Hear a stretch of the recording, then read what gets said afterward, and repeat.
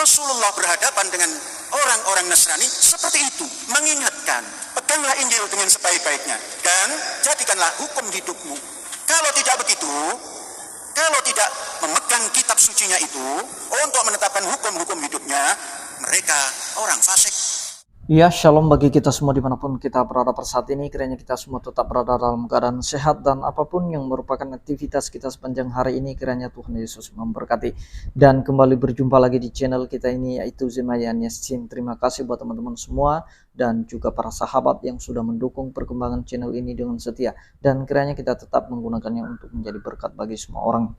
Nah teman-teman, pada video kali ini saya membagikan kepada kita semua khotbah seorang Panji Gumilang, di mana kemarin ada perayaan Hari Raya Kurban ya, dan di sana dia berkhotbah di Al Zaitun dan dia mencoba menjelaskan bagaimana kita ini bernegara supaya kita benar-benar menjadi satu tanpa memandang suku, agama, ras, budaya. Kita bersatu dan kita tahu bahwa yang menjadi dasar negara kita adalah Pancasila dan Undang-Undang Dasar tahun 1945. Oleh karena itu teman-teman, mari kita simak saja videonya yang berikut ini. Hendaklah pengikut Injil memutuskan urusan menurut apa yang diturunkan Allah di dalamnya. Siapa yang tidak memutuskan sesuatu urusan menurut ketentuan yang diturunkan oleh Allah, maka mereka itulah orang-orang fasik. Rasulullah berhadapan dengan orang-orang Nasrani seperti itu, mengingatkan, peganglah Injil dengan sebaik-baiknya dan jadikanlah hukum hidupmu. Kalau tidak begitu, kalau tidak memegang kitab sucinya itu untuk menetapkan hukum-hukum hidupnya, mereka orang fasik. Apa yang bisa kita tarik pelajaran daripada ini? Oleh karena itu, menyadari hal ini, maka dasar negara setelah terciptanya persatuan meletakkan orang beragama, apapun agamanya, mereka adalah bangsa Indonesia, rakyat Indonesia, rakyat Indonesia. Maka diciptakan dasar supaya ini tidak pengkreng, tidak saling tafarruq fitin, maka diciptakan kerakyatan yang dipimpin oleh hikmah kebijaksanaan. Itulah tadi ajaran ilahi yang seperti itu, itulah hikmah, itulah kebijaksanaan. Karena sudah tumbuh dari kemanusiaan yang adil dan beradab, karena sudah tumbuh dari persatuan yang didasari oleh iman pada Tuhan Yang Maha Esa, keluarlah kerakyatan yang dipimpin oleh hikmat kebijaksanaan, tentunya dalam permusyawaratan. Di sini letak mencari kebenaran, mencari titik jalan ke depan. Kerakyatan yang isinya berbagai-bagai agama maupun kepercayaan, diajak rakyat Indonesia ini kembali pada ajaran Tuhannya yang semuanya adalah Tuhan yang sama, Allah, untuk duduk bermusyawarah. Dan yang bermusyawarah itu adalah rakyat terpilih yang memiliki hikmat kebijaksanaan, tentunya yang disinari oleh ajaran ilahi, bukan oleh kebencian dan paham-paham yang di luar ajarannya. Ajaran Islam yang asasi adalah Al-Quran, ajaran Nasrani yang asasi adalah Injil, ajaran Yahudi yang asasi adalah Taurat. Dan itu diimani semuanya menurut Al-Quran. Saudara-saudara, maka tumbuh permusyawaratan tadi.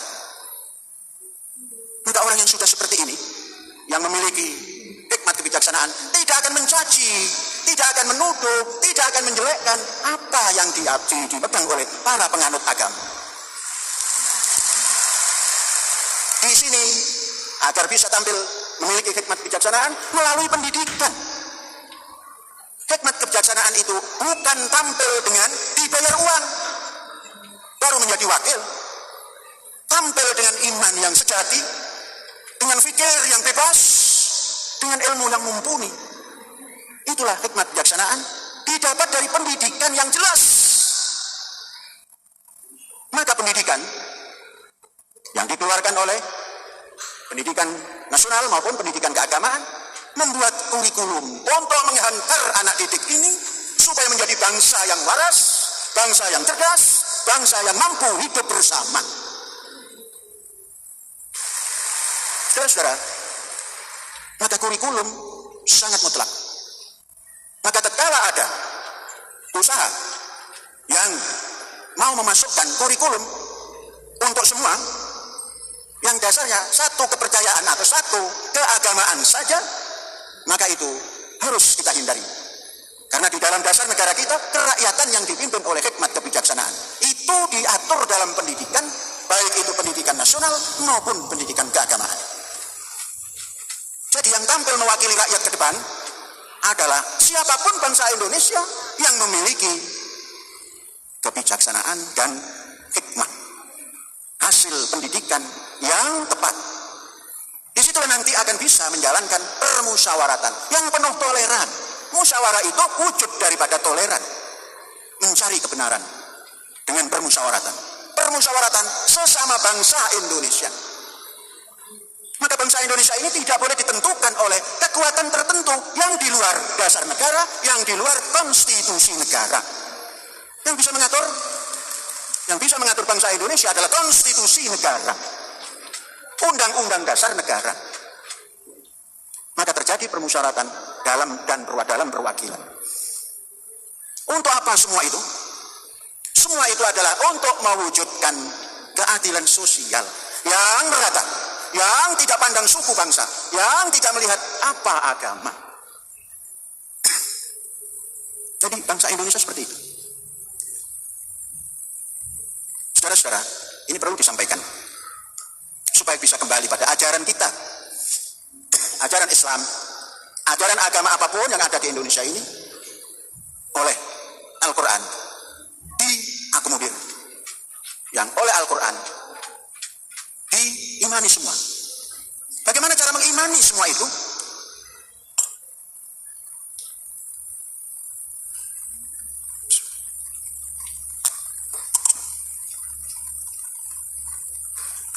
Dalam praktek iman kepada ajaran seperti ini, kita kembalikan semua pada ajaran. Kemudian kita terapkan ajaran ini masuk dalam dasar negara kita ini, sehingga iman kita ini iman yang Qur'ani. Maka akan tercipta, karena kita Muslim, tidak bakalan kita mencaci agama lain. Agama lain pun tidak bakal mencaci agamanya orang Muslim. Inilah yang harus diciptakan. Menciptakan ini rujukannya adalah Quran. Lantas kalau mengimani kepada malaikat, kepada kitab-kitabnya, kepada rasul-rasulnya, dalam perjalanan terus kita memilah, ini tidak Qurani dan ini tidak sesuai dengan dasar negara kita. Saudara-saudara, bangsa Indonesia arif untuk menjalankan penjabaran daripada dasar negara, maka dibuat undang-undang dasar. Undang-undang dasar tumbuh daripada dasar ini. Maka undang-undang dasar yang sudah berjalan ini pun harus dirujuk kembali. Sudahkah sesuai dengan dasar negaranya? Andainya kerakyatan tadi tentunya akan tumbuh hikmah kebijaksanaan dalam permusyawaratan, akan tumbuh membuahkan keadilan sosial. Sudahkah itu kembali kepada dasar negara? Mari kita sebagai umat beragama dan rakyat Indonesia ikut masuk memberikan gagasan, meletakkan bangunan daripada penjabaran daripada dasar negara menjadi undang-undang dasar negara yang sesuai dengan dasar negaranya. Inilah saudara-saudara pesan Idul Adha. Mari kita kembali, karena Idul Adha ini juga atau uluhiyah atau kurban ini juga itu intinya ajaran Ibrahim.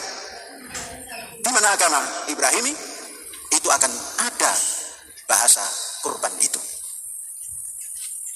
Ini menandakan Rasulullah SAW tidak pernah putus dari leluhur agamanya. Coba pelan-pelan kita ciptakan budaya seperti yang dikehendaki oleh Al-Quran tadi. Amanar Rasul bima unzila ilaihi min rabbihi wal mu'minun, dan seterusnya. Kemudian kita duduk di negara Indonesia ini yang punya dasar negara yang sangat sesuai dengan apa yang ada di dalam ajaran ilahi ini. Mari kita ciptakan. Kemudian ujungnya wala tatafarraqu fihi, jangan berpecah belah atas nama agama. Saudara, mari kita sudahi khutbah ini dengan kita berdoa.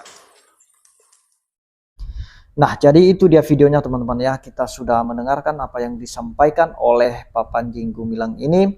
Sekalipun kemarin viral dan juga ada beberapa kali demo ya di Al Zaitun karena diduga bahwa Al Zaitun itu sesat dan lain sebagainya. Pokoknya banyak tuduhan-tuduhan yang aneh-aneh mengenai Al Zaitun. Tetapi kita tidak membahas itu teman-teman, karena kita tahu bahwa apa yang disampaikan oleh Pak Panji Gumilang saat ini atau dari video yang tadi, kita sudah bisa menangkap bahwa tujuan dan maksud Panji Gumilang itu adalah bagaimana kita supaya semua umat beragama saat ini bisa bersatu dan bisa menjunjung tinggi yang namanya dasar negara kita, Pancasila, dan juga Undang-Undang Dasar tahun 1945.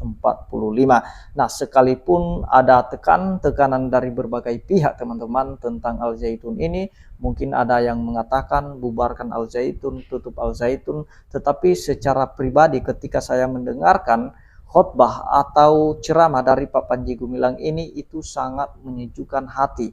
Bagaimana kita itu saling menghargai, saling menghormati antara satu sama yang lain.